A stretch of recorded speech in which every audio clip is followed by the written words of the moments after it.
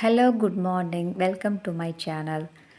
நம்மக்கிட்ட நிறைய சாரீஸ் இருக்கும். நம்ம யூஸ் பண்ணாத சாரீஸ் நிறைய இருக்கும். அந்த மாதிரி ஒரு கஸ்டமர் என்கிட்ட இந்த சாரியை கொடுத்து ஒரு மேக்ஸி தைச்சி கேட்டிருந்தாங்க. நான் வந்து ஏர்லைன் மேக்ஸி தைக்கலாம் அப்படின்னு தான் பிளான் பண்ணியிருந்தேன்.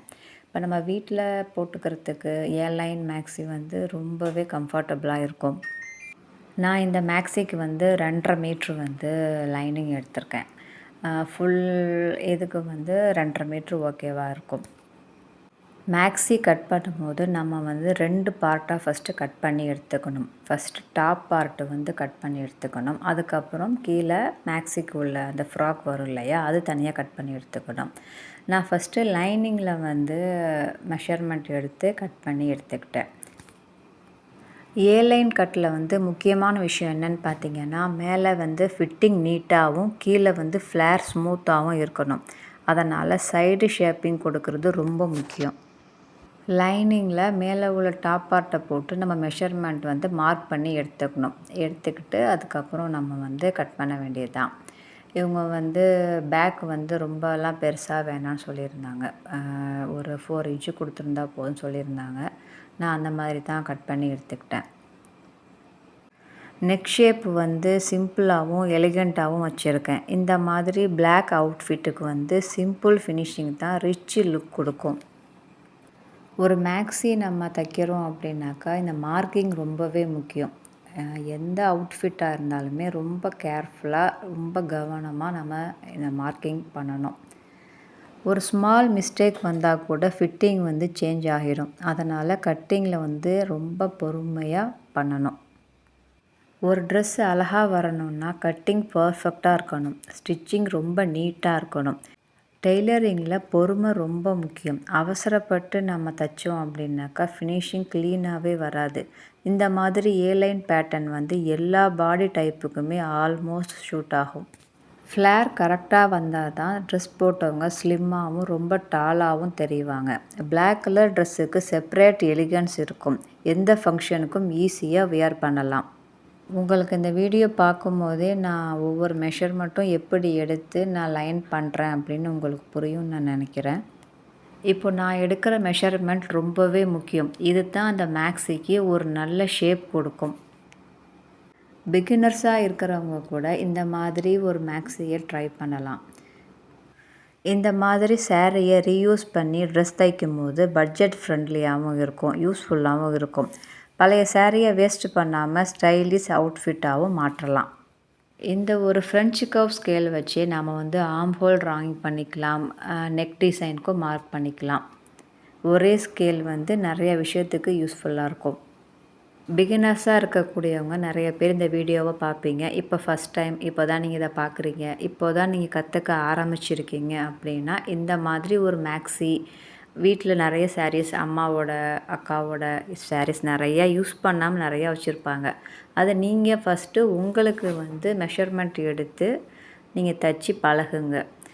ஃபஸ்ட்டே வந்து வேஸ்ட்டான துணியில் தான் தைக்கணும்னு இல்லை. ஒரு மேக்ஸி நம்ம தைக்கணும் அப்படின்னு நீங்கள் ஒரு சாரியில் கட் பண்ணும்போது உங்களுக்கு ஒரு கான்ஃபிடென்ட் வரும். அதை வந்து நல்லபடியாக தைக்கணும், தப்பு இல்லாமல் தைக்கணும். தப்பாகவே இருந்தாலும் பரவாயில்ல. ஃபஸ்ட் டைம் வந்து எல்லாமே பர்ஃபெக்டாக செய்ய முடியாது. நம்ம ஒரு நிறையா தடவை தைச்சி பழகுனா தான் அது வந்து ஒரு நல்ல ஒரு லுக்காக ஒரு நல்ல நீட் ஃபினிஷிங்காக நமக்கு வரும். இப்போ இருக்கிற நிறைய பேருக்கு வந்து டைலரிங் கற்றுக்கணும் அப்படிங்கிற ஆசை இருக்குது. டைலரிங் கற்றுக்கிறதுக்கு ரொம்ப ரொம்ப முக்கியமான ஒரு விஷயம் என்னென்னு பார்த்தீங்கன்னா பொறுமை ரொம்பவே முக்கியம். இப்போ நம்ம யூடியூப்பில் நிறைய வீடியோஸ் பார்ப்போம். டெய்லரிங் சம்மந்தமாக நிறைய வீடியோஸ் பார்த்து அதை பார்க்கும் போதே நமக்கு வந்து ரொம்ப ஈஸியாக இருக்குது, நம்ம தைச்சிடலாம், இப்படி கட் பண்ணி இப்படி தைச்சோம்னா இந்த மாதிரி வந்துடும் அப்படின்னு நம்ம எல்லாருக்குமே தோணும். பார்க்குறதுக்கு அப்படி தான் தெரியும். நம்ம கற்றுக்க ஆரம்பித்து நம்மளே ஒரு துணி எடுத்து அதை கட் பண்ணி தைச்சி அது பார்க்கும்போது நம்மளுக்கு அப்படியே நீட்டாக தான் இருக்கும். ஆனால் அதை நம்ம வியர் பண்ணி பார்க்கும்போது தான் உண்மையாகவே நம்ம கரெக்டாக தைச்சிருக்கோமா இல்லையாங்கிறது நமக்கு புரியும். ஃபிட்டிங் நமக்கு கரெக்டாக இருக்கணும், அதுதான் ரொம்ப ரொம்ப முக்கியம். ஆனால் ஃபஸ்ட்டுலேயே அது வராது. ஒரு 2-3 டைம் தைச்சி தான் பழகணும். டெய்லரிங்கில் நான் ஏன் பொறுமை ரொம்ப முக்கியம் அப்படின்னு சொல்கிறேன்னு பார்த்தீங்கன்னா, இப்போ ஃபஸ்ட்டு நம்ம கற்றுக்க ஆரம்பிக்கும்போது நார்மல் பெடல் மிஷினில் தான் எல்லாருமே கற்றுப்போம். அந்த மிஷின் தான் ஃபஸ்ட்டெல்லாம் எல்லாருமே நிறைய பேர் யூஸ் பண்ணாங்க. ஆனால் இப்போ தான் மோட்ரு ஃபிக்ஸ் பண்ணிக்கிறோம், இல்லை பவர் மிஷின் வாங்கிக்கிறோம். அந்த மாதிரி இப்போ தான் யூஸ் பண்ணிக்கிட்டுருக்கோம். பெடல் மிஷின் யூஸ் பண்ணும்போது நிறைய டைம் நூல் கட் ஆகும். அது ரொம்ப இரிட்டேட் ஆகும். அப்போ நம்ம இது எதுக்கு கற்றுக்கணும் அப்படிங்கிற அளவுக்கு நமக்கு தோணும். ரொம்ப டிசப்பாயின்மெண்ட்டாக இருக்கும். அதனால தான் நான் பொறுமை ரொம்ப முக்கியம்னு சொல்கிறது. ஒரு பர்ஃபெக்டாக ஒரு ப்ளவுஸ் கட் பண்ணி நம்ம ஒரு 1 ஹவரை தைச்சிடலாம் அப்படின்னு ஒரு பிளான் பண்ணுவோம். ஆனால் அது நடக்கவே நடக்காது. ஏதாவது ஒரு பிரச்சனை பண்ணும். ஒரு ட்ரெஸ் தைக்கிறது சாதாரண விஷயம் இல்லை. ஒரு துணியிலிருந்து ஒரு மனிதனுக்கு கான்ஃபிடென்ஸை உருவாக்குற கலை அது. இந்த டெய்லரிங்னு சொல்கிறது வெறும் ஸ்டிச்சிங் இல்லை. அது ஒரு பேஷன், அது ஒரு க்ரியேட்டிவிட்டி, அது ஒரு வாழ்க்கை. நம்ம கையில் இருக்கும் ஒரு சாதாரண துணி கொஞ்சம் நேரத்துக்கு பிறகு ஒரு அழகான ட்ரெஸ்ஸாக மாறுது. இது தான் டெய்லரிங்கோட ஒரு மேஜிக். ஃபர்ஸ்ட் டைம் தைக்கும்போது நிறைய மிஸ்டேக்ஸ் வரும். ரொம்ப ஸ்பீடாக போகும், கண்ட்ரோல் நம்மக்கிட்ட இருக்காது. அதை பேலன்ஸ் பண்ணுறது ரொம்பவே கஷ்டமாக இருக்கும். ஒரு சில டைம் மெஷர்மெண்ட் கூட மிஸ் ஆகிடும். கட்டிங் பண்ணும்போது கூட கொஞ்சம் ராங்காக கட் பண்ணிவிடுவோம். ஆனால் இந்த மாதிரி மிஸ்டேக்ஸ் எல்லாம் தான் நம்மளை ஒரு நல்ல டெய்லராக மாற்றும். மிஸ்டேக்ஸ் பண்ண தான் நமக்கு ஒரு கான்ஃபிடென்ட் வரும். அதில் நம்ம என்ன தப்பு பண்ணுறோம் அப்படிங்கிறத நாமளே புரிஞ்சுக்க முடியும். யாருமே ஃபஸ்ட்டு நாளே ஒரு பர்ஃபெக்ட் டெய்லராக ஆக முடியாது. டெய்லி ப்ராக்டிஸ் ரொம்பவே முக்கியம். டெய்லி நம்ம புதுசாக ஏதாவது ஒரு விஷயத்த கற்றுக்கணும். ப்ராக்டிஸ் பண்ண நாம் ஒரு நல்ல டெய்லராக மாறலாம். இப்போ லைனிங் துணியில் எல்லா மெஷர்மெண்ட்டுமே எடுத்து நம்ம கட் பண்ணி எடுத்துக்கிட்டோம். அப்போ அதுக்கப்புறம் நான் இந்த சாரியோட முந்தானை இருக்குல்ல, அதை நான் டாப்புக்கு வைக்கலாம் அப்படின்ட்டு ஃப்ரண்ட் பார்ட்டுக்கு அதை கட் பண்ணி நான் எடுத்துக்கிறேன். கீழே இந்த ஃப்ளோரல் பிளாக் கலரில் இருக்கும். மேலே டாப்பு இந்த கோல்டு கலர் இருக்கும்போது பார்க்குறதுக்கு ரொம்பவே அழகாக இருக்கும். இந்த மாதிரி வியர் பண்ணும்போது ரொம்ப சூப்பராக இருக்கும். ஒரு சாரியில் நம்ம ஒரு ஃப்ராக் தைக்கிறோம் அப்படிங்கும்போது அதுக்குள்ளே கலரை வச்சு நாமளே இதை மேட்ச் பண்ணி முடிவு பண்ணிக்கலாம். இப்போது நாம் வீட்டில் நம்ம அம்மாவோட சாரீஸை நமக்காக நம்ம செய்கிறோங்கும் போது எந்த பயமும் இல்லாமல் நாம் செய்யலாம். தப்பாக இருந்தால் கூட பரவாயில்ல அப்படின்ட்டு ஒரு கான்ஃபிடென்ட்டோடு செய்யும்போது அது கரெக்டாகவே வரும். நீங்கள் பிகினர்ஸாக இருக்கீங்க, ஃபஸ்ட் டைம் இந்த மாதிரி ஒரு மேக்ஸி தைக்க போகிறீங்க அப்படின்ட்டாக்கா, நீங்கள் யாருக்குமே ஃபஸ்ட்டு தைக்காதீங்க. உங்களுக்கு நீங்கள் ஃபஸ்ட்டு தைங்க. அதை தப்பாக இருந்தாலும் பிரச்சனை இல்லை, நாம் தானே போட்டுக்க போகிறோம் அப்படின்னு நினச்சி நல்லபடியாக தைங்க. கரெக்டாகவே வரும். நெக்ஸ்ட்டு நம்ம லைனிங்கில் கை கட் பண்ணி எடுத்துக்கலாம். நம்ம எல்லாருமே ரெடிமேடாக ஒரு ட்ரெஸ்ஸு வாங்கி வச்சுருப்போம். மேக்ஸி நம்ம எல்லார்ட்டையுமே இருக்கும். அதை நீங்கள் பாருங்கள். அதை லேர்ன் பண்ணிக்கோங்க. இதை எப்படி தைச்சிருப்பாங்க, இது எப்படி கட் பண்ணியிருப்பாங்க, அதை பார்க்கும்போது உங்களுக்கு புரியும். நம்மளுக்கு டெய்லரிங் தெரியாத வரைக்கும் அதெல்லாம் எதுவுமே தெரியாது. நம்ம கற்றுக்க ஆரம்பித்ததுக்கு அப்புறம் நம்ம ஒவ்வொரு ட்ரெஸ்ஸையுமே பார்ப்போம். இதை எப்படி தைச்சிருக்காங்க, கரெக்டாக கட் பண்ணியிருக்காங்களா, இந்த ஃபினிஷிங் கரெக்டாக இருக்கா அப்படின்னு நம்ம பார்ப்போம். அந்த மாதிரி பார்க்கும்போது உங்களுக்கு புரியும். அதுலேயும் உங்களுக்கு ஒரு கான்ஃபிடென்ட் வரும். ப்ளவுஸ்லேயும் சரி, மேக்ஸிலையும் சரி, ஆர்ம் ஹோல் பர்ஃபெக்டாக கரெக்டாக இருக்கணும். அந்த அளவு மட்டும் இல்லைன்னா அது ஒரு மாதிரி டைட்டாக இருக்கும், நமக்கு ஃப்ரீயாகவே இருக்காது. அதனால் ஆர்ம் ஹோல் அளவு எடுக்கிறது ரொம்பவே கரெக்டாக எடுத்துகிட்டு அதுக்கு தகுந்த மாதிரி கட் பண்ணிக்கோங்க. இப்போ கொஞ்சம் ப்ளஸ் சைஸாக இருக்காங்க அப்படின்னாக்கா அதுக்கு நம்ம ஜாயிண்ட் போட்டு கட் பண்ணி எடுத்துக்கலாம். இப்போ நம்ம வீட்டில் இருந்தே ஏர்னிங் பண்ணணும் அப்படின்னு நினைக்கிறோம். நிறைய பேர் ஹோம் மேக்கராக இருப்பீங்க, வெளியில் எங்கேயும் ஒர்க் பண்ண போக முடியாது. அப்படின்னு இருக்கிறவங்களுக்கு ரொம்ப ஹெல்ப்ஃபுல்லான ஒரு விஷயம் என்னென்னு பார்த்தீங்கன்னா டெய்லரிங் தான். நம்ம ஒரு கையில் மிஷின் இருக்கணும், ஒரு கையில் நம்ம ஒரு ஸ்கில்லை கற்றுக்கணும். இந்த 2 விஷயமும் நம்மக்கிட்ட இருந்துச்சு அப்படின்னா நம்ம வாழ்க்கை கண்டிப்பாக மாறும். அப்புறம் டைலரிங் கற்றுக்கிட்ட உடனே அப்படியே நமக்கு ஆர்டர்ஸ் குமிஞ்சிடாது. ஒரு சில நேரம் ஆர்டர் வரும், ஒரு சில நேரம் யாருமே சப்போர்ட் பண்ண மாட்டாங்க. ஆனால் நம்ம டேலண்ட்டை மட்டும் நம்ம ஒரு நாளும் டவுட் பண்ணவே கூடாது.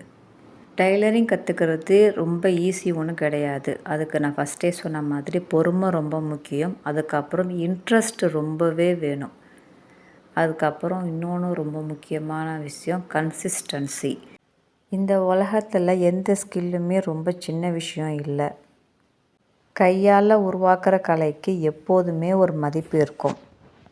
அதனால் உங்கள் ஸ்டிச்சிங்கை கண்டினியூ பண்ணுங்கள். டெய்லி இம்ப்ரூவ் ஆக முயற்சி பண்ணுங்கள். ஒரு நாள் நீங்கள் ஸ்டிச் பண்ணுற ட்ரெஸ்ஸுக்கு மக்கள் வெயிட்டிங்கில் கண்டிப்பாக இருப்பாங்க. இந்த ஃப்ளேர் தான் இந்த ட்ரெஸ்ஸோட மெயின் பியூட்டி. இந்த ஃப்ளேரை கட் பண்ணுறதுக்கு நம்ம டாப் பார்ட்டை வச்சு தான் இந்த ஃப்ளேரை நம்ம கட் பண்ணி எடுக்கணும். இந்த வீடியோவை நீங்கள் பார்க்கும்போது உங்களுக்கு இதை ரொம்ப நேரம் நான் கட் பண்ணுற மாதிரி தெரியும். ஆனால் ஒரு ஜஸ்ட்டு 10 மினிட்ஸ்லேயே நான் இதை ஃபுல்லாகவே கட் பண்ணி முடிச்சிட்டேன். இதை ஸ்டிச்சிங் பண்ணுறதுக்கு ஒரு 1/2 hour தான் ஆச்சு. ஃபுல் ஃப்ராக்கும் முடிஞ்சிருச்சு.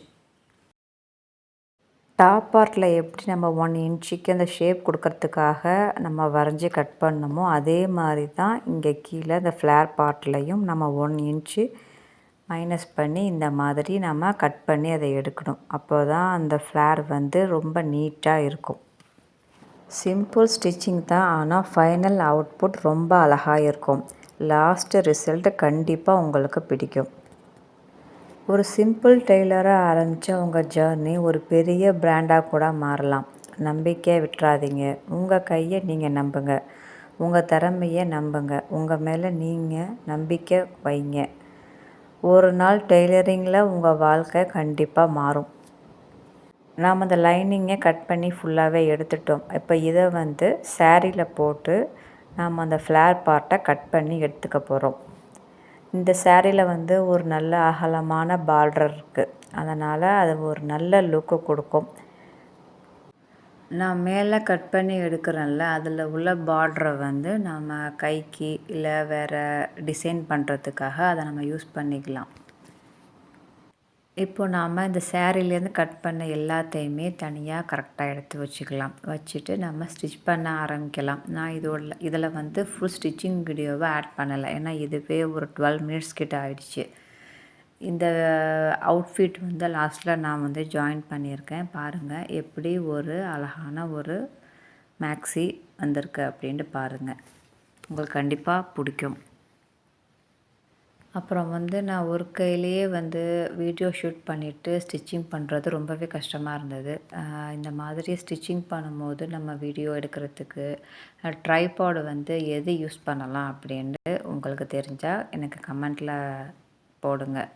2 மாதிரி நான் பார்த்தேன். இந்த மாதிரி டைலரிங்கில் யூஸ் பண்ணுறதுக்கு வந்து டிஃப்ரெண்ட்டாக ஏதாவது ட்ரைபாட்ஸ் இருந்துச்சு அப்படின்னா எனக்கு சொல்லுங்கள் கண்டிப்பாக. ஓகே ஃப்ரெண்ட்ஸ், இந்த வீடியோ உங்களுக்கு கண்டிப்பாக பிடிச்சிருக்கும் நான் நம்புகிறேன். பிடிச்சிருந்துச்சுன்னா லைக் பண்ணுங்கள், ஷேர் பண்ணுங்கள், கமெண்ட் பண்ணுங்கள், சப்ஸ்கிரைப் பண்ணுங்கள். தேங்க்ஸ் ஃபார் வாட்சிங். டாட்டா பாய்.